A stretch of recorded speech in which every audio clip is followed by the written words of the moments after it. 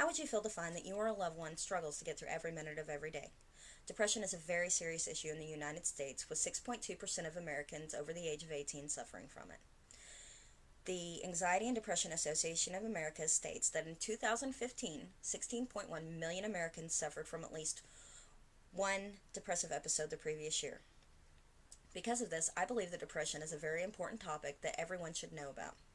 I'm going to tell you a little bit about a couple of types of depression, as well as some causes for depression and some treatment for depression. Let's start out with the types. The most common type of depression is major depressive disorder.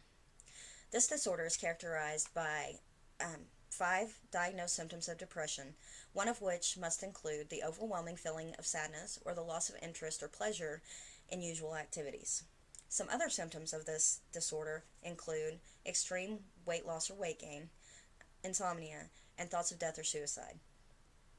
The second type of depression I'm going to tell you about is manic depressive or bipolar disorder. With this disorder, people suffer from extreme highs and extreme lows, with the extreme highs being likened to a drug high, and the extreme lows in which they suffer from major depressive disorder symptoms. Depression can get anyone. As I said, over 6.2% of people over 18 in America have depression, but also 1 in 33 children and 1/8 of all adolescents suffer from depression. Depression can get both men and women, with women being more likely to have it. Let's move on to some causes. Depression is very elusive, and everybody is different, so pinpointing one specific cause for depression is unreasonable. So let's talk about the most common ones. The first being continuing difficulties. This can include long-term unemployment, as well as being in an uncaring relationship.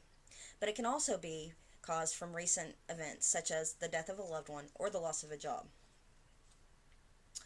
The next cause is personal factors, such as genetics. But listen, just because it runs in your family does not mean that you're guaranteed to have it. Usually life situations influence depression more. So the third most common is personality traits. And this means that some people are more likely to get depression than others. And these types of people include worriers, people with low self-esteem, perfectionists, and people who are very sensitive. So now that I've told you about some causes for depression, let's talk about treatment. Treatment for depression generally consists of therapy, medication, or the combination of both. There are different types of therapies that focus on different disorders. For instance, there is cognitive behavior therapy, which focuses on modifying negative thoughts during psychological distress. And then there is also behavioral therapy, which focuses on modifying harmful behaviors associated with psychological distress. And the last one is psychotherapy, which focuses on talk therapy for mental or behavioral disorders. Like I said, the next treatment is medication, and medication will not cure depression, but it does lessen the symptoms greatly. So, if you're feeling depressed and you start on an antidepressant and the first one doesn't work, don't worry about it. There are literally hundreds of medications out there for depression, and if you haven't found the right one, the chances are that you will. Antidepressants work by increasing serotonin in the brain. The combination of both therapy and medication usually works best for depression, and this is because it balances both your mental issues as well as your brain chemistry.